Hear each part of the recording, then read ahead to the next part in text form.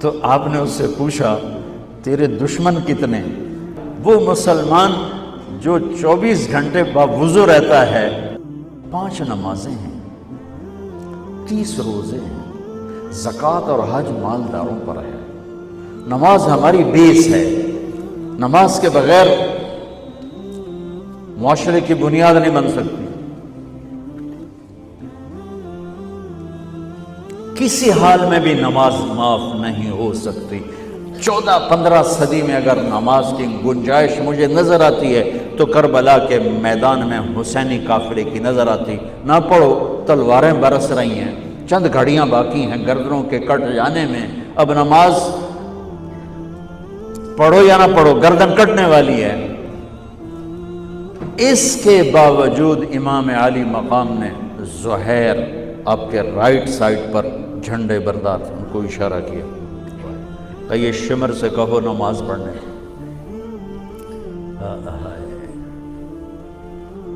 تو انہوں نے آگے بڑھ کے کہا نماز پڑھنے دو، تھوڑی دیر کے لیے رک جاؤ۔ وہ کہنے لگا ہماری تلوار نہیں رکے گی۔ انہوں نے آ کر کہا یہ جواب ہے۔ امام عالی مقام نے فرمایا پھر نماز بھی نہیں چھوٹے گی۔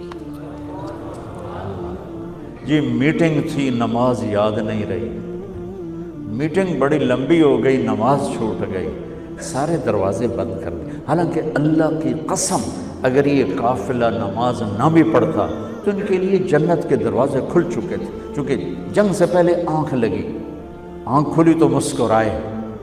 تو بہن نے پوچھا یہ کوئی ہنسنے کا وقت ہے؟ موت سر پہ کھڑی، کہنے لگے یہی تو ہنسنے کا وقت ہے۔ خواب میں اللہ کے نبی آئے ہیں، کہہ رہے ہیں بیٹا میں لینے کے لیے آ چکا ہوں۔ پھر نماز نہیں چھوڑی تو پی آئی اے والا کہہ سکتا ہے کہ میں جہاز اڑا رہا تھا نماز چھوڑ گئی۔ ارے بھائی پوچھو علماء سے سفر میں کیسے پڑھنی ہے، آسانی کر دی، چھوٹی کر دی، معافی نہیں ہے۔ اگر معافی ہوتی تو اس حسینی قافلے کو ہوتی۔ آدھے نماز پڑھو آدھے جنگ کرو۔ اب تو 1440 ہجری ہو چکی ہے۔ 1440 سال میں سب سے خوبصورت نماز جو پڑھی گئی کربلا کے میدان میں پڑھی گئی۔ سب سے خوبصورت سجدہ جو کیا گیا کربلا کے میدان میں کیا گیا۔ اور زمین نے بھی کیا فخر کیا ہوگا کربلا کی زمین نے کہ آج کون ہیں جن کے ماتھے میرے اوپر ٹک کر یوں لگ رہے ہیں جیسے ٹیکا میرے ماتھے پہ آ گیا۔ جب سبحان رب الاعلیٰ کی صدا گونجی ہوگی تو زمین کی 7ویں تہ بھی ٹھنڈی ہو گئی ہوگی۔ تو میرے نبی کا نواسا ہمارے لیے دروازے بند کر کے جا رہا ہے۔ کسی حال میں نہیں چھوڑ سکتے نماز، سوائے اس کے کہ بے ہوش ہو جاؤ، چلو ٹھیک ہے، اس کے علاوہ نہیں، ٹک کر یوں لگ رہے ہیں جیسے ٹیکا میرے ماتھے پہ آ گیا۔ جب سبحان رب الاعلیٰ کی صدا گونجی ہوگی تو زمین کی 7ویں تہ بھی ٹھنڈی ہو گئی ہوگی۔ تو میرے نبی کا نواسا ہمارے لیے دروازے بند کر کے جا رہا ہے۔ کسی حال میں نہیں چھوڑ سکتے نماز، سوائے اس کے کہ بے ہوش ہو جاؤ، چلو ٹھیک ہے، اس کے علاوہ نہیں چھوڑ سکتے۔ لیٹے لیٹے پڑھو، نہیں اٹھ سکتے لیٹے پڑھو، آنکھوں کے اشارے سے پڑھو، چھوڑ نہیں سکتے ہو۔ آدھوں نے نماز پڑھی، آدھوں نے جنگ کی، پھر آدھوں نے نماز پڑھی اور سب نے جنگ کی، اور عصر میں سب نیزے پہ چڑھ چکے تھے۔ عاشق کا جنازہ ہے، ذرا دھوم سے نکلے، محبوب کی گلیوں سے ذرا گھوم کے نکلے۔ ہمارے دفتروں میں، بازاروں میں، گھروں میں نماز زندہ ہو جائے۔ روزہ تو سال کے بعد آئے گا، بیمار ہے تو چھٹی، مسافر ہے تو چھٹی بعد میں رکھ لینا۔ زکوٰۃ پیسے والے پر ہے، حج پیسے والے پر ہے، ایک نماز ایسا فریضہ ہے جس کے لیے میرے رب نے 700 دفعہ قرآن کو ہلا دیا ہے۔ نماز نماز، کبھی لفظ صلاۃ کے ساتھ، کبھی اور الفاظ کے ساتھ، 700۔ ایک آرڈر آ جائے ملک صاحب کا تو اب ہل جاؤ گے، آرڈر آ گیا، آرڈر آ گیا۔ میرا رب 700 دفعہ کہے تو تمہاری مسجد خالی ہو کہ ہمیں اپنے اللہ اور اس کے رسول کی عظمت اور ہیبت کا پتہ نہیں ہے۔ نماز کے بعد زندگی اگر ساری نماز بنانا چاہتے ہیں، ہاں نمازیں کتنی ہیں بھائی بولو؟ 6 ہو سکتی ہیں؟ 7 ہو سکتی ہیں؟ نہیں ہو سکتی۔ اگر ساری زندگی نماز بنانا چاہتے ہو کہ میری پوری زندگی نماز بن جائے، چاہے میں آفس میں ہوں، چاہے میں جوڑیا بازار میں ہوں، چاہے میں جہاز اڑا رہا ہوں، چاہے کھوتا ریڑی، ایک حدیث سناتا ہوں، صرف ایک حدیث، اس ایک حدیث پہ عمل ہو جائے تو ساری زندگی عبادت بن جائے گی، ساری زندگی بندگی بن جائے گی۔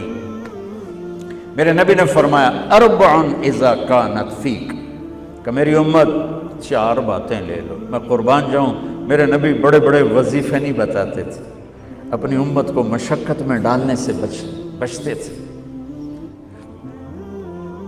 چھوٹے چھوٹے وظیفے بتاتے۔ ایک صحابی ہے، یا رسول اللہ تنگی ہے رزق کی، کوئی وظیفہ بتائیں۔ کتنے لمبے لمبے وظیفے لوگ پڑھ رہے ہیں کہ کاروبار کھل جائے اور روزی بڑھ جائے، کتنے لمبے چوڑے، کتنے کتابوں میں ایڈے ایڈے بڑے وظیفے لکھے پہ، پڑھوں یہ بندہ بڈھا ہو جائے۔ میں قربان جاؤں یا رسول اللہ آپ کی شفقتوں پر، آپ کی رحمتوں پر، سنو یہ کرو، میری بات نہیں ہے، میرے نبی کی بات ہے۔ تجربے کی وجہ سے کرو گے تو کچھ نہیں ملے گا، یقین سے کرو گے تو دروازے کھلتے دیکھو۔ کہ یا رسول اللہ ارید ان یوسع علی رزقی، میں چاہتا ہوں میری روزی کھل جائے۔ تو آپ نے کہا ادم علی الطہارہ، میرے نبی نے فرمایا اربع اذا کانت فیک، کہ میری امت 4 باتیں لے لو۔ میں قربان جاؤں، میرے نبی بڑے بڑے وظیفے نہیں بتاتے تھے، اپنی امت کو مشقت میں ڈالنے سے بچتے تھے، چھوٹے چھوٹے وظیفے بتاتے۔ ایک صحابی ہے، یا رسول اللہ تنگی ہے رزق کی، کوئی وظیفہ بتائیں۔ کتنے لمبے لمبے وظیفے لوگ پڑھ رہے ہیں کہ کاروبار کھل جائے اور روزی بڑھ جائے، کتنے لمبے چوڑے، کتنے کتابوں میں ایڈے ایڈے بڑے وظیفے لکھے پہ، پڑھوں یہ بندہ بڈھا ہو جائے۔ میں قربان جاؤں یا رسول اللہ آپ کی شفقتوں پر، آپ کی رحمتوں پر، سنو یہ کرو، میری بات نہیں ہے، میرے نبی کی بات ہے۔ تجربے کی وجہ سے کرو گے تو کچھ نہیں ملے گا، یقین سے کرو گے تو دروازے کھلتے دیکھو۔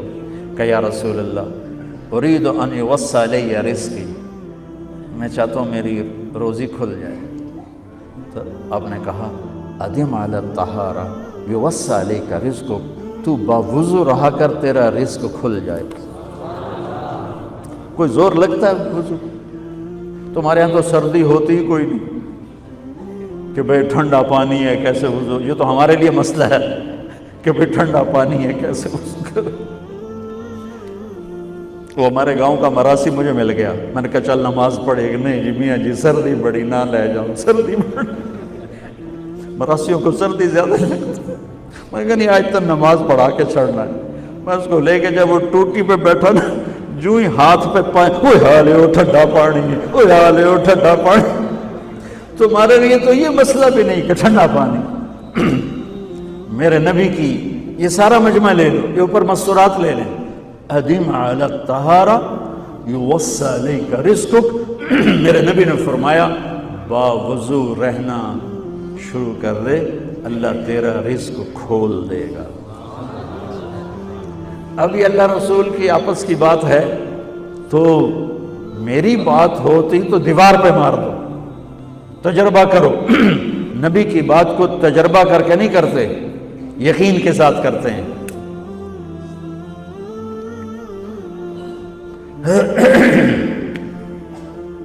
ادم علی الطہارہ یوسع علیک رزقک، باوضو رہا کر۔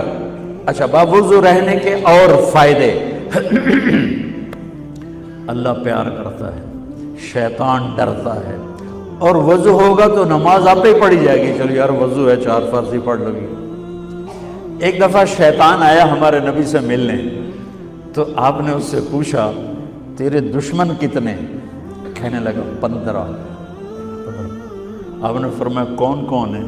کہنے لگا پہلا تو تھوڑا ہی نمبر ہے۔ پہلا نمبر تو تھوڑے نال میرا لگو ہے. پھر کہنے لگا وہ مسلمان جو 24 گھنٹے باوضو رہتا ہے وہ میرا بڑا دشمن. جو باوضو رہتا ہے اور باوضو سوتا ہے، ایک فرشتہ اس کے لیے بندگی کا ثواب لکھتا رہتا ہے.